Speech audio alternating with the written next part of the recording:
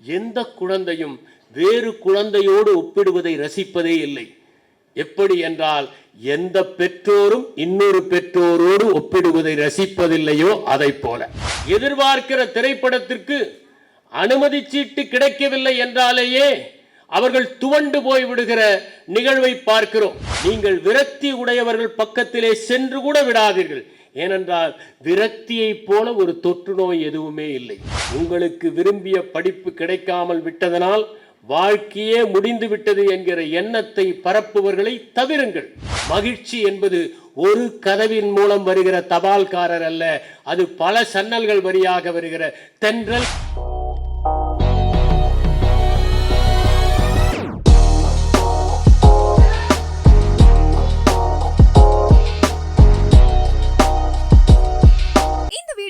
உங்களுக்கு வழங்குபவர்கள் Paysys Pay, secure digital payments with multiple features and great success rate. உங்கள் அனைவருக்கும் என்னுடைய அன்பான வணக்கங்களை தெரிவித்துக் கொள்கின்றேன். கல்வி என்பது ஊராக இல்லாமல் பாலமாக இருந்த காலம் ஒன்று உண்டு. அப்போது நாங்கள் எங்கள் கல்வியை தொடர்ந்தோம். அப்போது நாங்கள் விளையாடுவதற்காகத்தான் பள்ளிக்கு சென்றோம். பெரும்பாலான நேரங்களில் நாங்கள் மைதானங்களிலேயே இருந்தோம். பள்ளியின் இறுதி மணி அடித்த பிறகும் நாங்கள் பள்ளியில்தான் இருப்போம், விளையாடுவோம், கதை பேசுவோம். எங்களுக்கு இளைப்பாறுதலை தந்தது அந்த பள்ளிதான். ஆசிரியர்கள் மாணவர்கள் செய்கிற சிறு குறும்புகளுக்காக பெற்றோரை அழைத்து பஞ்சாயத்து செய்ததில்லை. மாணவர்கள் சுயமாக படித்தார்கள். மதிப்பெண்கள் குறைவாக இருந்தால் மாணவர்களும் கவலைப்பட்டதில்லை, ஆசிரியர்களும் அதட்டியதில்லை. அப்போது அந்த தேர்விலே தேர்ச்சி பெறாமல் போன மாணவர்களும் வெற்றி பெற்ற மாணவர்களோடு சேர்ந்து திரைப்படங்களுக்கு செல்வது உண்டு. அப்போது வாழ்க்கைதான் மதிப்பெண்களை காட்டிலும் முக்கியம், மகிழ்ச்சிதான் வெற்றியை காட்டிலும் முக்கியம் என்று எங்களுக்கு சொல்லித் தரப்பட்டது. அந்த காலத்தில் நாங்கள் எங்கள் கல்வியை தொடர்ந்தவர்கள். ஆனால் இன்று வாழ்க்கையில் வெற்றி பெற்றால் மட்டும்தான் ஒருவர் சாதிக்க முடியும். அதுவும் எதை பெற்றோர் வெற்றி என்று கருதுகிறார்களோ அந்த வெற்றியை பெற்றால்தான் சாதிக்க முடியும் என்கிற நம்பிக்கையில் குழந்தைகள் பயிற்றுவிக்கப்படுகிற காலத்தில் ஏதேனும் தோல்வி அடைந்தால் துவண்டு போய் விடுகிற நிலையை நாம் இன்று பார்க்கிறோம். அதிலும் குறிப்பாக அவ்வாறு தோல்வி அடைகிற மாணவர்கள் 4 விதமான முடிவுகளை எடுப்பதையும் பார்க்கிறோம். முதலாவதாக, தோல்வியை ஒருவேளை தழுவிவிட்டால் வாழ்க்கையே பறிபோனதாக எண்ணி மனநிலை பிறழ்ந்து விடுகின்ற சிலரை நான் பார்க்கிறேன். ஒரு முறை டெல்லியிலே இருக்கிற ஒரு பல்கலைக்கழகத்திற்கு இந்த குடிமைப்பணி தேர்வுகளுக்கு ஆளுமை தேர்வுக்காக சென்றிருந்த போது தங்க நேர்ந்தது.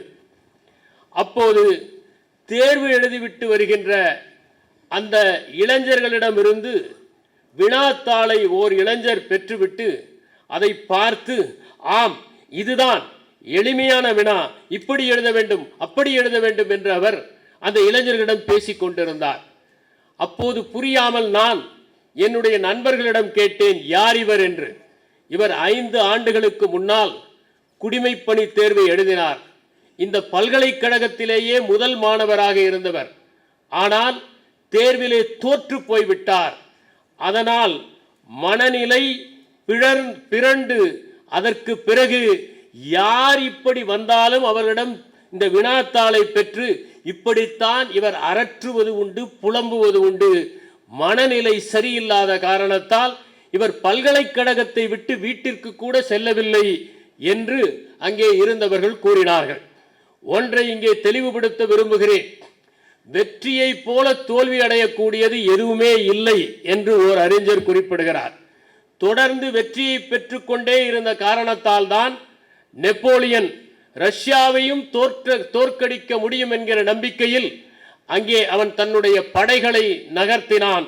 ஆனால் காய்ந்த மண் உத்தி என்கின்ற ஒன்றை பயன்படுத்தி ரஷ்யர்கள் நெப்போலியனுடைய படையை சிறுகச் செய்தார்கள், தோற்கடித்தார்கள். அது அவனுடைய மகத்தான தோல்வியாக மாறியது. தொடர்ந்து வெற்றி பெற்றுக்கொண்டே இருக்கிற போது சற்று நிதானித்து அந்த வெற்றியை திடப்படுத்திக் கொள்ள வேண்டும்.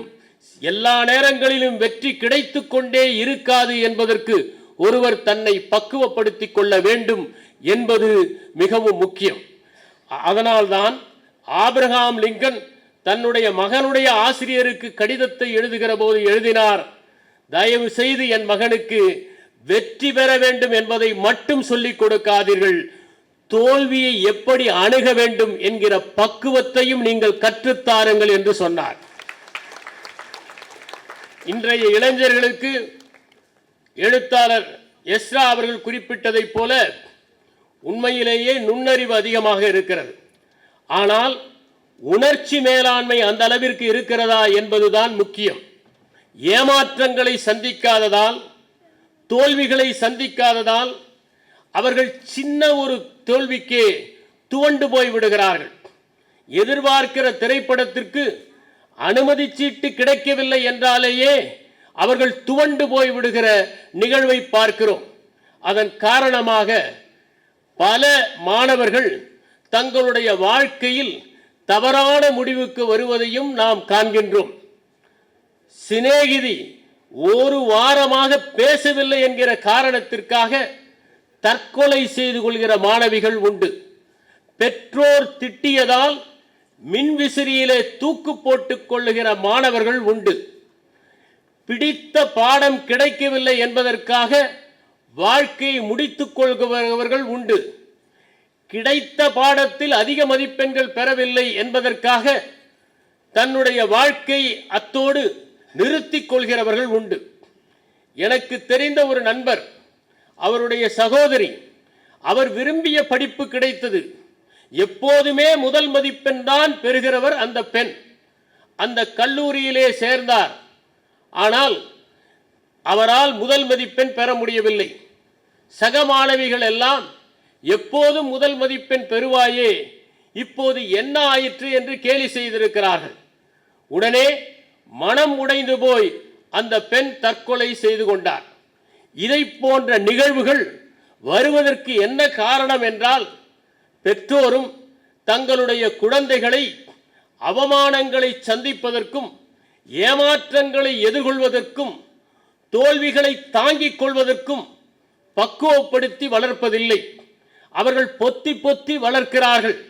எங்கே தங்கள் குழந்தை குறுகி விடுவார்களோ, சுருண்டு விடுவார்களோ என்று எண்ணி அவர்கள் மீது எந்த விதமான அவமானமும் பட்டுவிடக் கூடாது என்று அவர்கள் விரும்பியதையெல்லாம் நிறைவேற்றுகின்ற ஒரு வங்கியாக அவர்கள் செயல்படுகிறார்கள். இதன் காரணமாக அந்த குழந்தைகள் எங்காவது யாராவது நையாண்டி செய்தால் கூட அதை ஏற்றுக்கொள்ளுகிற ஒரு பக்குவத்தோடு இல்லாமல் போய்விடுகிறார்கள் என்பதை நாம் பார்க்க முடிகிறது. அது மட்டுமல்ல, இந்த குழந்தைகளுக்கு அவர்கள் தொடக்கத்திலேயே இந்த படிப்பைத்தான் நீ படிக்க வேண்டும் என்று மூளை செலவை செய்கிறார்கள். இது படிக்காவிட்டால் உன் வாழ்க்கை இருண்டு போய்விடும் என்று சொல்கிறார்கள். என் மகன் இதைத்தான் படிக்கப் போகிறான் என்று எல்லோருக்குமே பிரகடனப்படுத்தி விடுகிறார்கள். அந்த படிப்பு கிடைக்காமல் போனால் அந்த குழந்தை சுருண்டு விடுகிறது. மற்றவர்கள் முன்பு நாம் எப்படி விழிப்பது, அவர்கள் கேட்டால் என்ன பதில் சொல்வது என்று அந்த குழந்தை தயங்குகிறது. கண்களிலே கண்ணீர் வழிந்தோடுகிறவாறு வாழ்க்கையை நகர்த்துவதற்கு சிரமப்படுகிறது. ஒன்றை நான் இங்கே குறிப்பிட விரும்புகிறேன். நாங்கள் எல்லாம் படிக்கிற போது மேல்நிலை வகுப்புக்கு தேர்வு நடப்பது நாளிதழ்களில் முதல் பக்கத்தில் வந்ததே இல்லை. இது எல்லா ஆண்டுகளும் நடக்கிற ஒன்று. இதை முதல் பக்கத்திலே வெளியிடுவதற்கு என்ன தேவை இருக்கிறது என்று சிந்திப்பார்கள். தேர்வு முடிவுகள் வந்தால் உடனடியாக கைபேசியிலே தொடர்பு கொண்டு உங்கள் மகள் என்ன மதிப்பெண், உங்கள் மகன் என்ன மதிப்பெண் என்று விசாரிப்பதை பார்த்து சில நேரங்களில் குறைவான மதிப்பெண்களை பெற்ற பெற்றோர் தங்களுடைய குழந்தைகளை பார்த்து உன்னை பெற்றதனால் எனக்கு அவமானமாக இருக்கிறது, பதிலே சொல்ல முடியவில்லை என்று சொல்கிற சூழலை இன்று நாம் பார்க்கிறோம். அதன் காரணமாக அந்த குழந்தைகள், குறைந்த மதிப்பெண்களை பெற்றவர்கள், வாழ்க்கை இவ்வளவுதான் என்று நினைத்துக்கொண்டு தங்களுடைய வாழ்க்கையை முடித்துக் கொள்ளுகிற நிகழ்வுகளை நாம் அன்றாடம் செய்தித்தாள்களில் பார்க்க முடிகிறது. அதே நேரத்தில் இன்னொன்றை நாம் புரிந்து கொள்ள வேண்டும். நாம் எந்த படிப்பை விரும்பினோமோ அது கிடைக்காமல் வேறொன்று கிடைத்தால் அதிலே படித்து வாழ்க்கை வளமானவர்கள் உண்டு. எது கிடைத்ததோ அந்த படிப்பிலே நிபுணத்துவத்தை அடைந்து உலக அளவிலே முத்திரை பதித்தவர்களும் இருக்கிறார்கள் என்பதை நாம் சிந்தித்து பார்க்க வேண்டும். அப்படி என்னுடைய வாழ்க்கையிலேயே நான் மருத்துவம் படிக்க வேண்டும் என்று விரும்பினேன். என்னுடைய பள்ளியிலே நல்ல மதிப்பெண்கள் பெற்றாலும் கூட எனக்கு அப்போது நேர்காணல் என்ற ஒன்று இருந்த காரணத்தால் நாங்கள் மேல்நிலை வகுப்பில் முதல் அணியை சார்ந்தவர்கள். அந்த நேர்காணலில் சரியான மதிப்பெண்கள் கிடைக்காததால் எனக்கு மருத்துவம் கிடைக்கவில்லை. ஆனால் என் வகுப்பிலே படித்து என்னை விட 10% குறைவாக பெற்ற மாணவர்களுக்கு மருத்துவம் கிடைத்தது. ஆனால் நான் மனம் நொந்து விடவில்லை. வேளாண் பல்கலைக்கழகத்திலே இடம் கிடைத்தது. இந்த வேளாண் பல்கலைக்கழகத்தில் கோவை வளாகத்திற்கு சென்றபோது அங்கே இருக்கிற மரங்களையும் செடிகளையும் கொடிகளையும் தாவரங்களையும் பூங்காக்களையும் பார்க்கிற போது என் மனம் இதுதான் நமக்கு சரியான படிப்பு என்று சொல்லியது. நான் ஆர்வமாக படித்தேன். ஒவ்வொரு நாளும் வயல்களுக்கு செல்லுகிற போது அந்த நுணுக்கங்களை கற்றுக்கொள்வதற்காக படித்தேன். பட்டாம்பூச்சிகளின் பெயர்களை அறிந்து கொள்வதற்காக தாவர பூங்காவிலே அமர்ந்து அவற்றை உற்று கவனித்தேன். அது எனக்கு மிகப்பெரிய விழிப்புணர்வை தருவதாக இருந்தது. அதில் மட்டுமல்ல, இந்திய குடிமைப்பணி தேர்வை நான் எழுதிய போது முதல் முறை 227வது இடத்தை பெற்றேன். அந்த 227வது இடத்திற்கு எனக்கு இந்திய காவல் பணி கிடைக்கும் என்கிற நம்பிக்கையில் என்னுடைய பணியிடத்திலிருந்து நான் இல்லத்திற்கு சென்றேன். என் தந்தையிடம் எனக்கு இந்திய காவல் பணி கிடைத்து விட்டது என்று சொன்னேன். அவர் சொன்னார், நீ அதற்கு தகுதி பெறவில்லை. அப்போது நான் சற்று ஒல்லியாக இருப்பேன். உன்னுடைய மார்பு சுற்றளவு சரியாக இல்லை, அதற்கு நீ பொருத்தமில்லை என்கின்ற கடிதத்தை அவர்கள் அனுப்பியிருக்கிறார்கள் என்று காண்பித்தார். 79 சென்டிமீட்டர் இருக்க வேண்டும், அதை விரிந்த நிலையில் 84 சென்டிமீட்டர் இருக்க வேண்டும். ஆனால் எனக்கு 76 சென்டிமீட்டர் 80 சென்டிமீட்டர் தான் இருந்தது. எனவே தகுதி இல்லை. ஆனால் உங்களுக்கு ஒரு வாய்ப்பு கொடுக்கிறோம், மேல்முறையீடு செய்து நீங்கள் தகுதி பெற்றால் உங்களுக்கு கிடைக்கும் என்றார்கள். நான் ஒரு மருத்துவரிடம் சான்று பெற்று அனுப்பி வைத்தேன். பிறகு எப்படி இந்த மார்பை நாம் அகலப்படுத்துவது என்று யோசித்த போது என் நண்பருடைய தந்தை கட்டுமஸ்தான 2 வாலிபர்களை அழைத்து வந்தார். அவர்கள் இருவரும் என்னை பார்த்துவிட்டு புருவத்தை உயர்த்தினார்கள். சாத்தியம் என்று சொன்னார்கள். அதற்கு பிறகு அவர்கள் காலையில் உடற்பயிற்சி, மாலையில் ஓட்டம், பிறகு பாதாம் பிஸ்தா என்ற உணவு என்று சாப்பிட கொடுத்தார்கள். சாப்பிடுவதே கடினம், அதில் உடற்பயிற்சி செய்வது இன்னும் கடினம். இவற்றையெல்லாம் செய்து முடித்த போது 2 வாரம் கழித்து அளந்து பார்த்தால் ஏற்கனவே 76 இருந்தது, இப்போது 74க்கு வந்துவிட்டது. ஏன் இப்படி என்று கேட்டதற்கு முதலில் சுருங்கி பிறகுதான் விரியும் என்று சொன்னார்கள். ஒருவர் வந்து ஒரு ஆலோசனை சொன்னார், பழைய சாதம் சாப்பிட்டால் பருமனாகலாம் என்று. தினசரி பழைய சாதம், இப்படி யார் யார் என்னென்ன சொன்னார்களோ அதையெல்லாம் செய்து கடைசியில் காய்ச்சலில் விழுந்து இந்திய காவல் பணியின் கனவை அத்துடன் நான் முடித்து கொண்டேன். ஆனால் 2ஆம் முறை நான் படிக்கிற போது உணவுக்கும் முக்கியத்துவம் கொடுத்து படித்தேன். காவல் பணிக்கு தகுதியை பெற்றேன். ஆனால் நேர்முக தேர்வுக்கு செல்ல வேண்டிய அவசியம் இல்லாத அளவிற்கு எழுத்துத் தேர்விலேயே நான் காவல் பணிக்கு தேர்வாயிருந்தேன். இதை குறிப்பிடுவதற்கு காரணம், சில நேரங்களில் எல்லோருக்கும் தோல்வி வரும், அதுதான் முடிவு என்று எண்ண வேண்டிய அவசியம் இல்லை என்பதற்காகத்தான். 3ஆவதாக மாணவர்கள் செய்வது, நாம் நினைத்தது கிடைக்கவில்லை என்கிற காரணத்தினால் தவறான பழக்கங்களில் விழுந்து விடுவது, அதுவும் குறிப்பாக போதை பழக்கங்களுக்கு ஆளாகி விடுவது. சில நண்பர்கள் சேர்ந்து இப்போது இதை நீ அணுகினால் இளைப்பாறலாம் என்று சொல்லி அதிலே ஈடுபட்டு தங்கள் உடலையும் உள்ளத்தையும் சிதைத்துக் கொள்வது. சில வீடுகளில் அப்படி போதைக்குள்ளானவர்களை பார்க்கிற போது ஒன்றை நாம் பார்க்கலாம், தோல்வி அடைந்தவர்களை கூட அந்த இல்லம் தாங்கிக் கொள்ளும். ஆனால் போதையிலே இருப்பவர்களை அந்த இல்லம் ஒருபோதும் தாங்கிக் கொள்ள இயலாதவாறு சகல நேரமும் கவலை இருள் படிந்து இருப்பதை அந்த இல்லங்களில் நாம் காண முடிகிறது. நான்காவதாக, சிலர் பிடித்த படிப்பு கிடைக்கவில்லை என்றால் வாழ்க்கை முடிந்து விட்டது என்று விரக்தியோடு இருப்பதை பார்க்கலாம். எதிலுமே ஒட்டாமல், கொப்பரை தேங்காய் எப்படி ஓட்டில் ஒட்டாமல் இருக்கிறதோ அதை போல தங்களை சுற்றி நடப்பதிலெல்லாம் ஆர்வம் காட்டாமல் விலகி இருப்பதையும், அழுக்கான சட்டையுடன் எந்தவிதமான பொலிவும் இல்லாமல் வாழ்க்கையை நகர்த்துபவர்களாக இருப்பதை பார்ப்போம். இவர்கள் எப்போது பார்த்தாலும் தங்கள் தோல்வியே எண்ணி, சின்ன ஓட்டை இருந்தால் அதில் விரலை விட்டு விட்டு பெரிதாக்குவதைப் போல தங்கள் தோல்வியை பெரிதாக்கிக் கொள்பவர்களாக பார்க்கிறோம். இந்த 4 நிலைகளிலிருந்து தங்களை மீட்டு எடுப்பதற்குத்தான் ஒன்றை நாம் தெரிந்து கொள்ள வேண்டும். நாம் சின்ன போர்களிலே தோற்று சரப்போர்களிலே வெற்றி பெறுவதுதான் வாழ்க்கை. You can lose in battles, but you should win the war என்பதுதான் முக்கியம். தோல்வி சிலவற்றை நமக்கு கற்றுத்தருகிறது. தோல்விதான் திரு எஸ்ரா அவர்கள் குறிப்பிட்டதை போல யார் உண்மையான நண்பர்கள் என்பதை நமக்கு கற்றுத்தருகிறது. நம் காதுகளில் வந்து இவர்கள்தான் உன்னுடைய நண்பர்கள் என்று அது கிசுகிசுக்கிறது.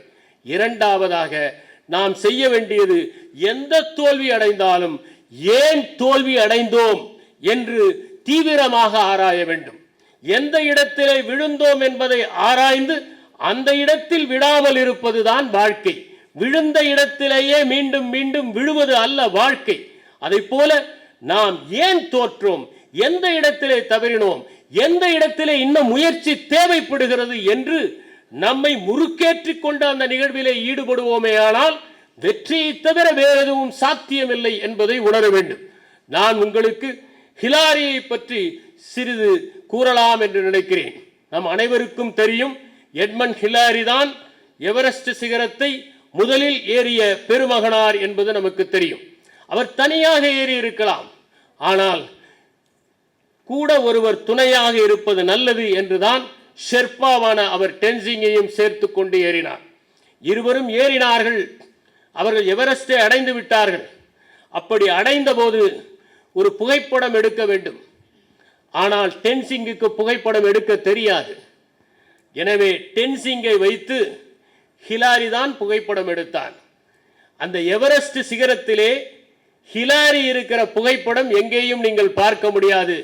டென்சிங் இருக்கிற புகைப்படத்தை தான் பார்க்க முடியும். நான் எடுக்கிறேன் என்று டென்சிங் சொன்னபோது மறுத்து விட்டார். முதலில் ஏறியவர் ஹிலாரி.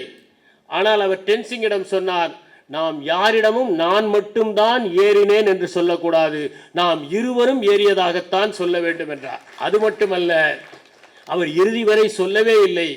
ஆனால் ஹிலாரி தான் முதலில் ஏறினார் என்பதை சொல்கிற பெருந்தன்மை டென்சிங்குக்கு இருந்தது. அதை டென்சிங் சொன்னார். அவர் ஏதோ எவரெஸ்டில் ஏறினார், கீழே இறங்கினார் என்பது அல்ல. அதற்கு பிறகு இமயமலையில் இருக்கிற 10 சிகரங்களுக்கு ஏறினார். அது மட்டுமல்ல, தென் துருவத்திற்கு அவர் பயணப்பட்டார், வட துருவத்திற்கு அவர் பயணப்பட்டார். இவையெல்லாம் சாதனைகள் அல்ல. இமாலய அறக்கட்டளை என்கிற ஒரு அறக்கட்டளையை அவர் நிறுவி அங்கே இருக்கிற அத்தனை மலைவாழ் மக்களுக்கும் கல்வி, மருத்துவம் போன்றவற்றில் பலவிதமான உதவிகளை செய்தார். அதுதான் ஹிலாரி.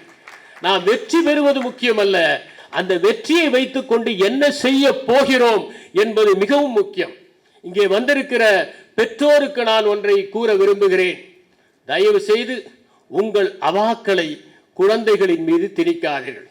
எழுத்தாளர் எஸ்ரா அவர்கள் குறிப்பிட்டதைப் போல நீங்கள் இசைக்கலைஞனாக ஆக வேண்டும் என்கிற ஆர்வம் உங்களுக்கு இருந்திருக்கலாம். ஆனால் அதற்காக உங்கள் மகன் ஆக வேண்டும் என்று நினைக்காதீர்கள். உங்களுக்கு நிறைவேறாத கனவுகளை எல்லாம் உங்கள் குழந்தைகளின் மீது திணிக்காதீர்கள். வளர்ப்பு என்பது கனவுகளையும் அவாக்களையும் வேட்கைகளையும் திணிக்கின்ற முறை என்பதை தயவு செய்து விட்டு விடுங்கள்.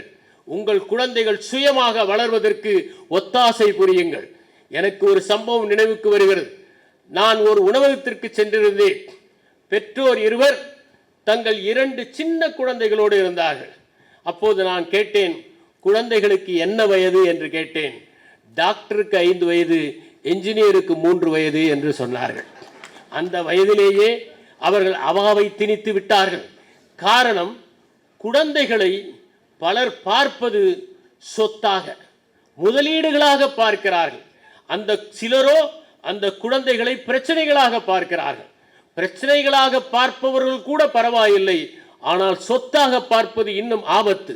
அந்த குழந்தைகளிடம் அவர்கள் முதலீடு செய்வதாக நினைக்கிறார்கள். அவர்கள் சுய தேடலை குழந்தைகள் தொடங்குவதற்கு விடுவதே இல்லை. எல்லா நேரங்களிலும் கண்காணித்துக் கொண்டே இருக்கிறார்கள்.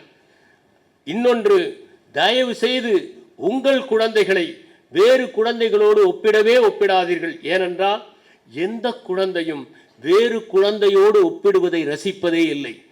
எப்படி என்றால், எந்த பெற்றோரும் இன்னொரு பெற்றோரோடு ஒப்பிடுவதை ரசிப்பதில்லையோ அதை போல.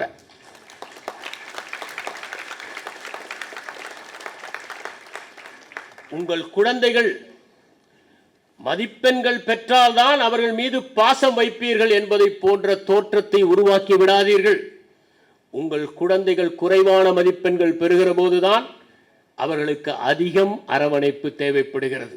நான் அரேபிய பழமொழி ஒன்றை கேள்விப்பட்டிருக்கிறேன். ஒரு தந்தையிடம் கேட்டார்கள், எந்த குழந்தையின் மீது உனக்கு பாசம் அதிகம்? அவன் சொன்னான், என் குழந்தைகளில் எந்த குழந்தை சிறிதாக இருக்கிறதோ அது மற்றவர்களைப் போல வளரும் வரை அதன் மீது அதிக பாசம். எந்த குழந்தை நோஞ்சானாக இருக்கிறதோ அதுவும் பலசாலியாக ஆகும் வரை அதன் மீது அதிக பாசம். எந்த குழந்தை நோயாளியாக இருக்கிறதோ அது குணமாகும் வரை அதன் மீது அதிக பாசம் என்று. அதை போல எந்த குழந்தை குறைவான மதிப்பெண்கள் பெறுகிறதோ அதற்குத்தான் அதிக அரவணைப்பு தேவைப்படுகிறது. குறைவான மதிப்பெண்கள் பெற்றால் குழந்தைகளோடு அமர்ந்து பேசுங்கள்.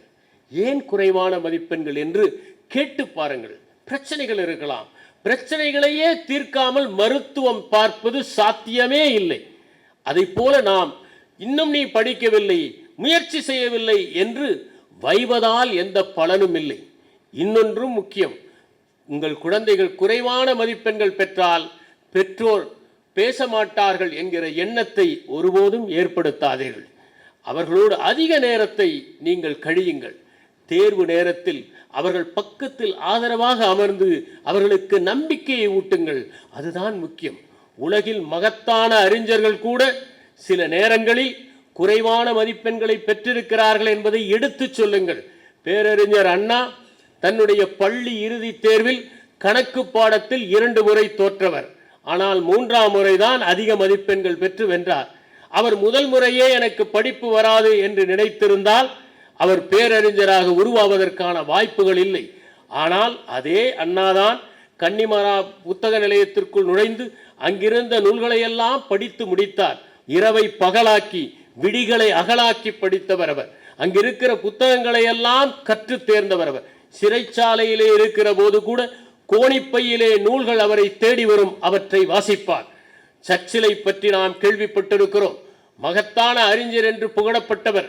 2ஆம் உலகப் போரிலே அவர் ஆற்றிய உரைதான் பல மக்களை உசுப்பி விட்டது, ஹிட்லரின் படைகளுக்கு எதிராக திருப்பி விட்டது.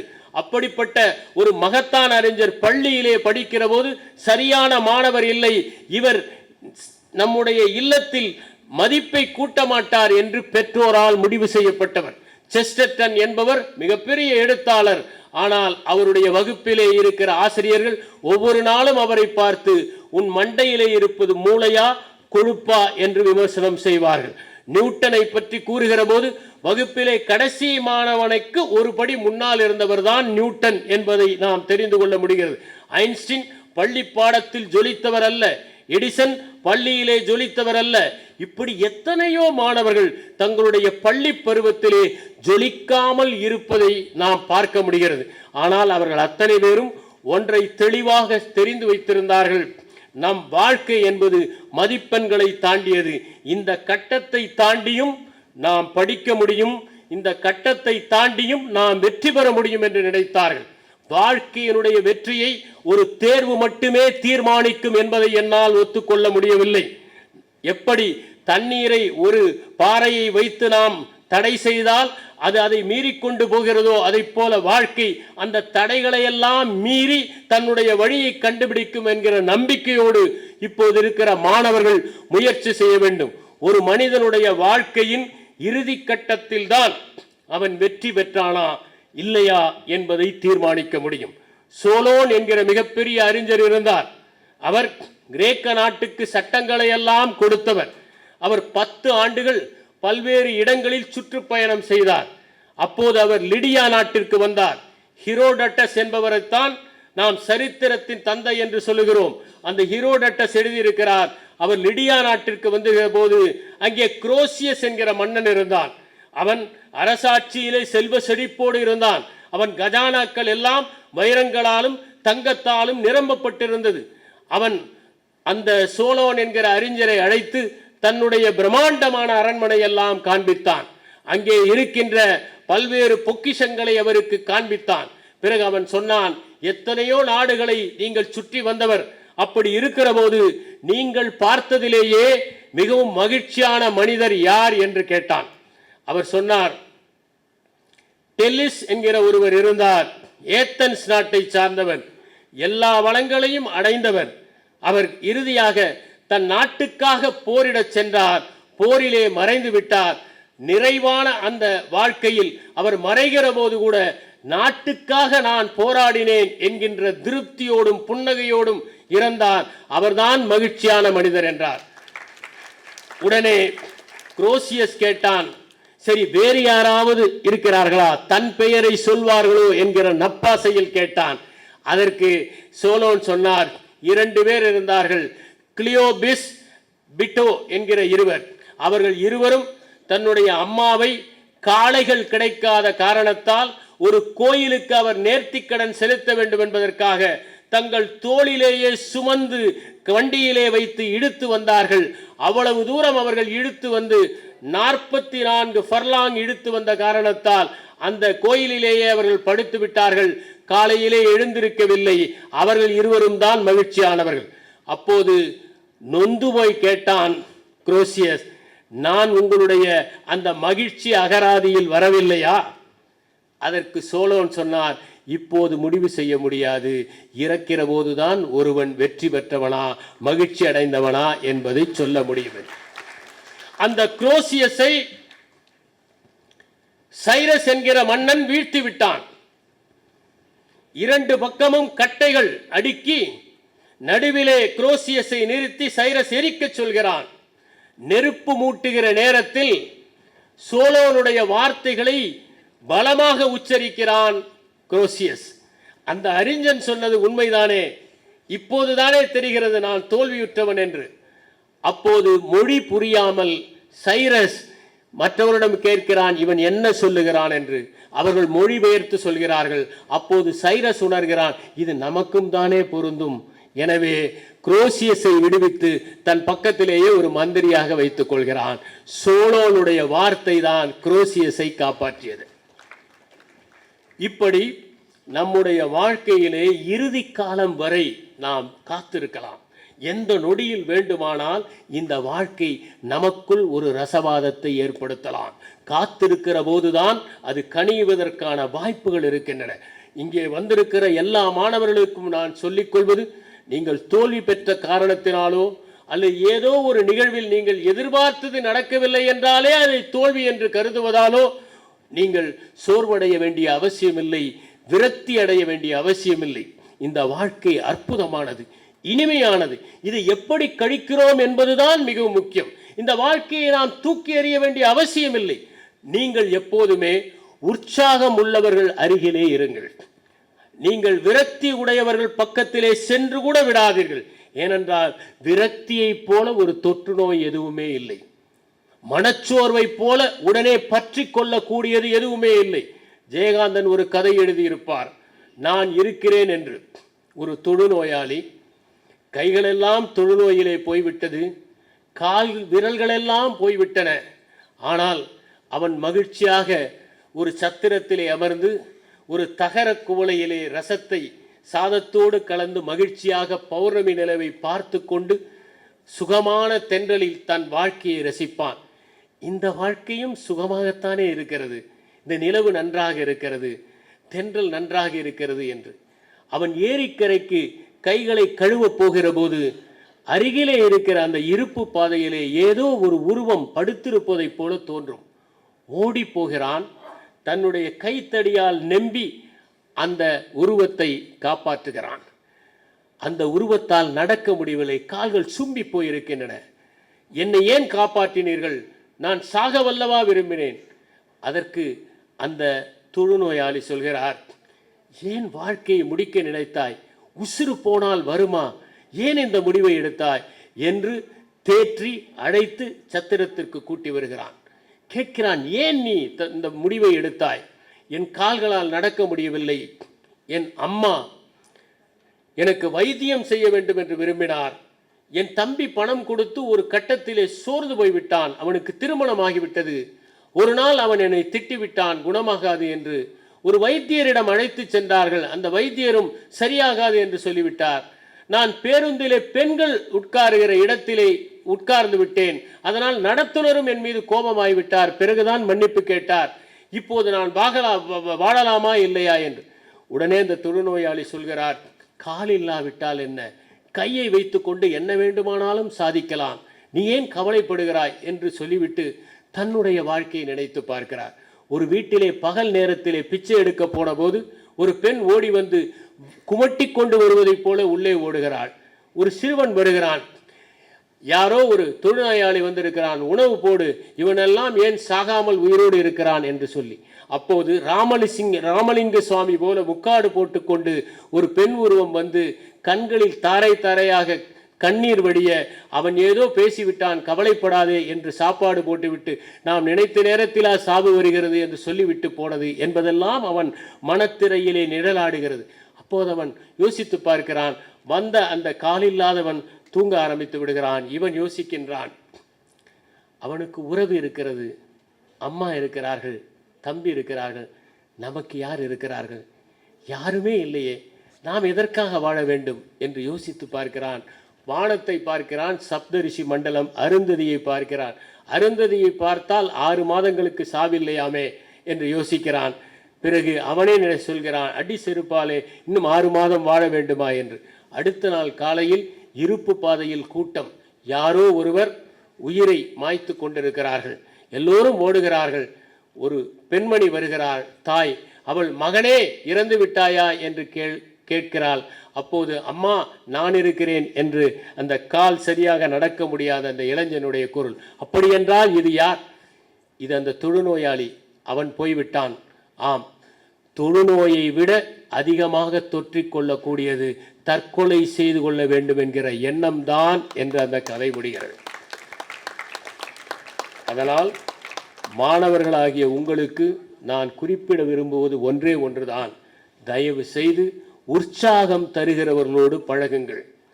உங்களுக்கு விரும்பிய படிப்பு கிடைக்காமல் விட்டதனால் வாழ்க்கையே முடிந்து விட்டது என்கிற எண்ணத்தை பரப்புவர்களை தவிருங்கள். அதே போல சந்தோஷ் எச்சிகானம் ஒரு கதை எழுதியிருப்பார், கொமாலா என்று. அதிலே குண்டூர் விசுவன் என்கிற ஒருவர் தற்கொலை செய்வதாக ஒரு அறிவிப்பு தெரிவித்திருப்பார். காரணம், அவர் 50,000 ரூபாய்க்கு பிணை கையெழுத்து போட்டிருப்பார். தன்னுடைய நண்பர் ஒருவனுக்காக, சுதாகரன் என்பவனுக்காக. அவன் செலுத்தாமல் போய்விடுவான்.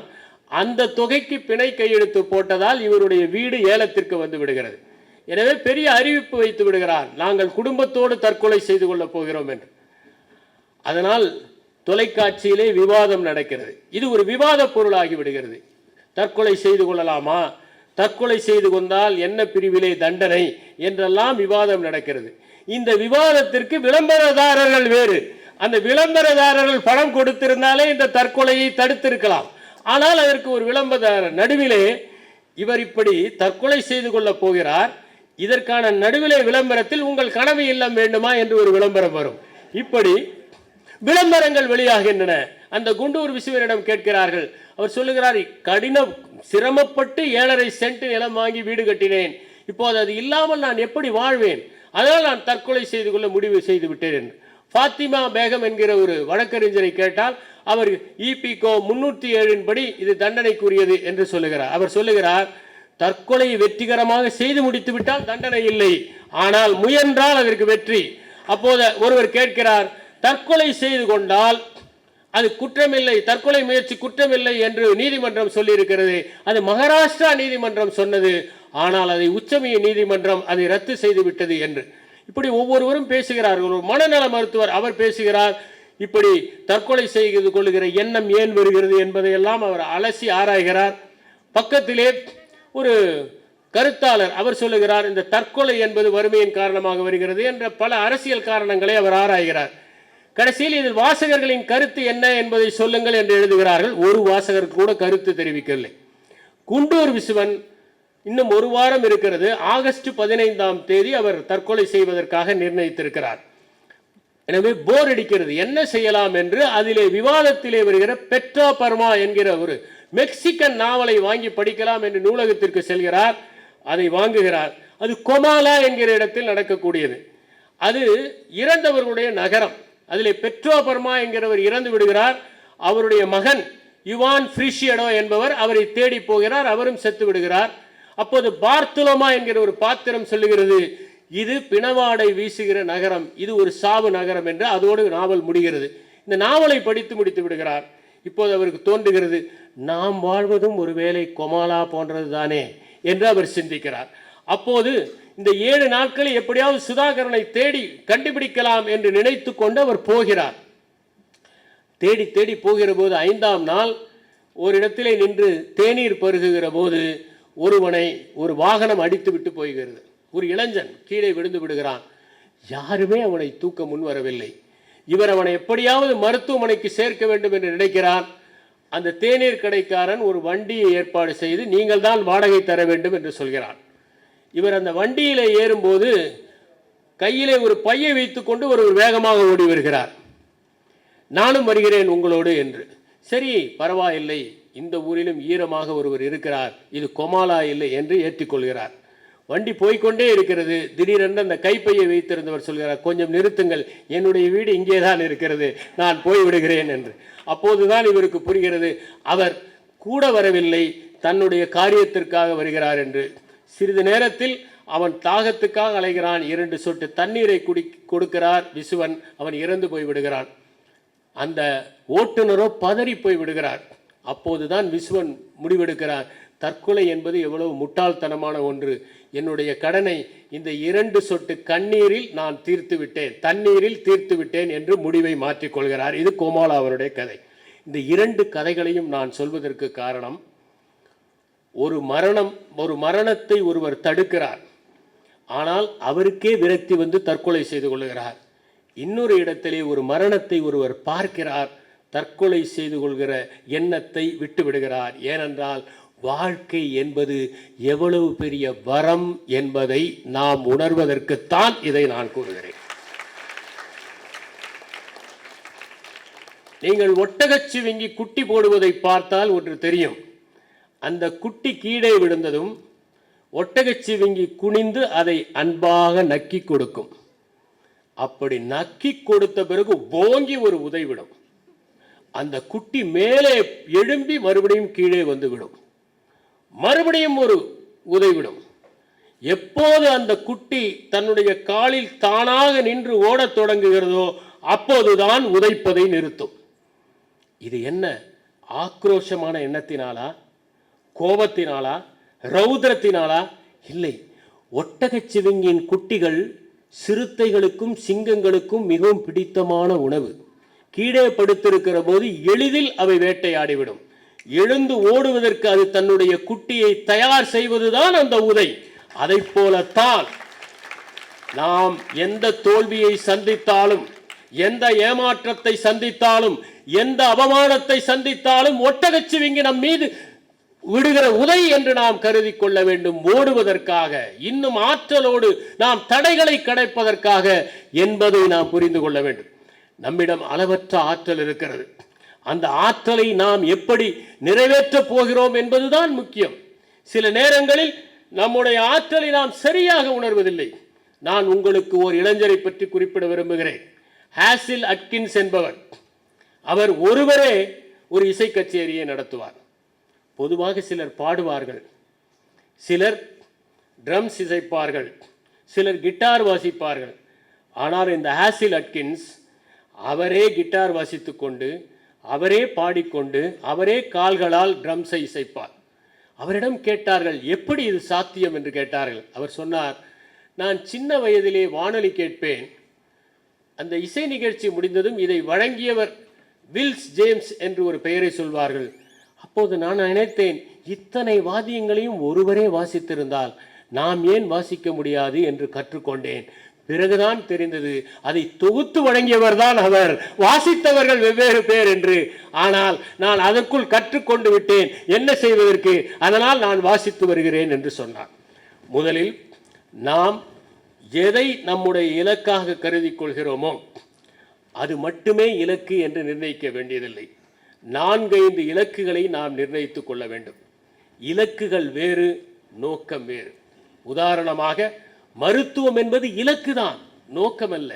எளிய மக்களுக்கு உதவுவது என்பதை நீங்கள் நோக்கமாக வைத்துக் கொண்டால் அது மருத்துவமாக இருக்கலாம் இலக்கு, பொறியியலாக இருக்கலாம், அது இலக்கியமாக இருக்கலாம், சமூக சேவையாக இருக்கலாம், அரசு பணியாக இருக்கலாம், எப்படி வேண்டுமானாலும் இருக்கலாம். எனவே உங்கள் இலக்குகளை நீங்கள் 4-5ஆக வைத்துக் கொள்ளுங்கள், நோக்கம் மட்டும் ஒன்றாக இருக்கட்டும். இரண்டாவதாக, அதற்கேற்று உங்களை தகுதிப்படுத்திக் கொள்ளுங்கள். நண்பர் எஸ்ரா அவர்கள் குறிப்பிட்டதைப் போல ஒவ்வொரு நிமிடத்தையும் முறையாக பயன்படுத்துங்கள். நம்முடைய நேரத்தை பயன்படுத்துகிற விதத்தில் தான் வெற்றி இருக்கிறது. மகத்தான மனிதர்கள் அத்தனை பேருமே நேரத்தை செம்மையாக பயன்படுத்தி இருக்கிறார்கள். மூன்றாவது முக்கியமானது, அடுத்தவர்களுடைய எண்ணங்களை புரிந்து கொள்ளுங்கள். மில்டன் எரிக்சன் என்கிற ஒரு உளவியாளர், அந்த உளவியாளர் சின்ன வயதிலே கல்லூரியிலே படிக்கிற போது, உளவியல் படிக்கிற போது, பணமில்லாத காரணத்தால் புத்தகங்களை விற்று அதிலே இருக்கிற பணத்தில் தான் படிக்க வேண்டும் என்கிற நிலை. அவர் ஒரு பண்ணைக்கு செல்லுகிறார். அது ஒரு பன்றி பண்ணை. அந்த பன்றிகளை வளர்ப்போர் மிகவும் ஆர்வத்தோடு வளர்க்கிறார் என்பதை இவர் புரிந்து கொண்டார். உடனே அவர் அந்த பன்றிகளின் முதுகில் நன்றாக நீவி கொடுத்தார். நீவி கொடுக்க அந்த பன்றிகள் சுகமாக காட்டின. அதை பார்த்த அந்த உழவர், உங்களுக்கு பன்றிகளை பிடிக்குமா என்று சொல்லி அவருடைய அத்தனை புத்தகங்களையும் வாங்கி கொண்டார். நாம் யாரை அணுகுகிறோம் என்பதை புரிந்து கொண்டு நம்முடைய தகவல் பரிமாற்ற திறனை வளர்த்து கொண்டால் நீங்கள் தோல்வி அடையாமல் வெற்றி அடைய முடியும் என்பதை புரிந்து கொள்ளுங்கள். நாம் எந்த நேரத்திலுமே கெட்ட எண்ணங்களை வளர்த்து கொள்ளக்கூடாது. எப்போதுமே ஆக்கப்பூர்வமான எண்ணங்களை நீங்கள் வைத்துக் கொள்ளுங்கள். இது இல்லாவிட்டால் முடியாது, நிறைவேறாது, நாம் வெற்றி பெற மாட்டோம், நம் வாழ்க்கை வறண்டு விட்டது போன்ற எண்ணங்களை ஒருபோதும் உங்கள் இதயத்தில் ஏற்றிக்கொள்ளாதீர்கள். அப்படி நீங்கள் ஏற்றிக்கொள்ளுகிற போதெல்லாம் உங்களை அறியாமலேயே நீங்கள் கீழே வந்து விடுவீர்கள். நான் கூறியது போலத்தான், தண்ணீர் ஓடிக்கொண்டிருக்கிறது. அது தடையை கண்டு ஒருபோதும் அஞ்சுவதில்லை. பாறாங்கல் அங்கே நின்று கொண்டிருக்கிறது. பாறாங்கல் தடையாக இருந்தால் வளைந்து ஓடிக்கொண்டே இருக்கிறது. பள்ளங்கள் இருக்கின்றன, பள்ளங்களை நிரப்பிவிட்டு ஓடுகிறது. மேடுகள் இருக்கின்றன, மேடுகளை தாண்டி அது மறுவழியாக ஓடுகிறது. புது புது வழிகளை கற்று அந்த பாறையை தாண்டி ஓடுகிறது. சுரசுரப்பான பாறைகள் இருக்கின்றன, அவற்றின் மீது தண்ணீர் மோதி மோதி அவற்றையும் வடவடப்பாக்கி அவற்றையும் கரைத்து விட்டு ஓடிக்கொண்டிருக்கிறது. அதை போல எவன் ஒருவன் தண்ணீரை போல செயல்படுகிறானோ அவன் வாழ்க்கையில் தொடர்ந்து ஓடிக்கொண்டே இருக்கிறான், வெற்றி பெற்று கொண்டே இருக்கிறான். வயல்களை நிரப்புகிறான், குளங்களை நிரப்புகிறான், கிணறுகளை நிரப்புகிறான், தாகத்தை தணிக்கிறான், பசுக்களுக்கும் மற்ற விலங்குகளுக்கும் அவன் நீரை கொடுக்கிறான். பசுமையான வயல்வெளிகளால் அந்த தன்னுடைய முத்திரையை பதியம் போடுகிறான்.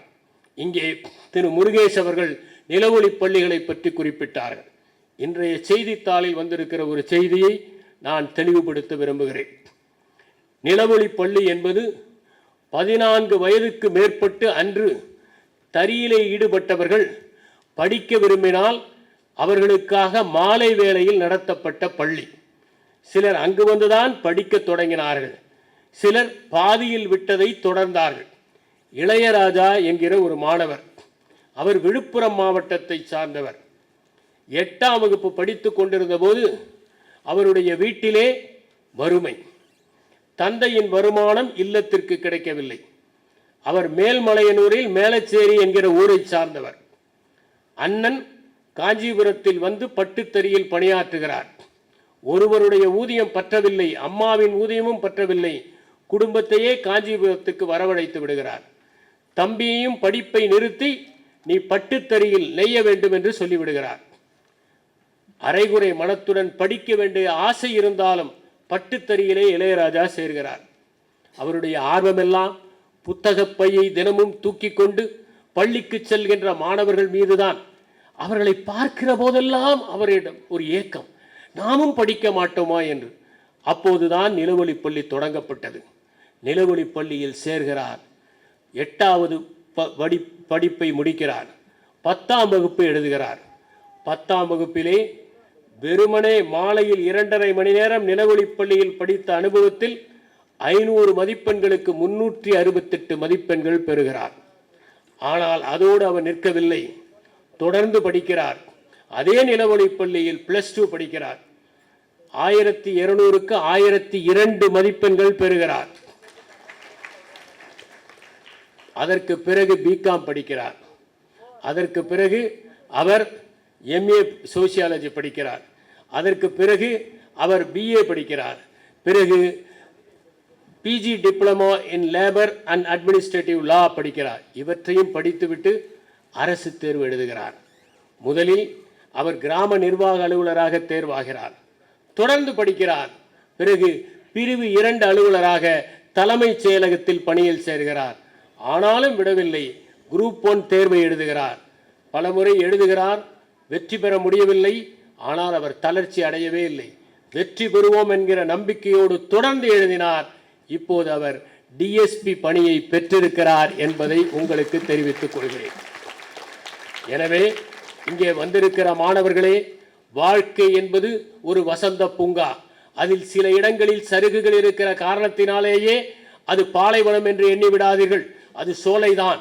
நம் கண்களில் தட்டுப்படுபவை காய்ந்த இலைகள் என்கிற காரணத்திற்காக, அல்லது சில நேரங்களில் உங்கள் கண்களில் தென்படுபவை காகித பூக்கள் என்பதற்காக நீங்கள் குறிஞ்சியை தவற விட்டு விடாதீர்கள், நீங்கள் முல்லையை தவற விட்டு விடாதீர்கள், அங்கே பூத்து குலுங்குகிற சாமந்தியை தவற விட்டு விடாதீர்கள், அங்கே ஓடிக்கொண்டிருக்கின்ற அழகான நீர்த்தடத்தை தவற விட்டு விடுவாதீர்கள், அங்கே இருக்கிற பொய்கையை நீங்கள் மறந்து விடாதீர்கள். வாழ்க்கை உங்களுக்கு அத்தனை கதவுகளையும் திறந்து வைத்திருக்கிறது. மகிழ்ச்சி என்பது ஒரு கதவின் மூலம் வருகிற தபால்காரர் அல்ல, அது பல சன்னல்கள் வழியாக வருகிற தென்றல் என்று கூறி விடைபெறுகிறேன். வணக்கம். இந்த வீடியோ உங்களுக்கு பிடிச்சிருந்தா லைக் பண்ணுங்க, ஷேர் பண்ணுங்க, கமெண்ட் பண்ணுங்க.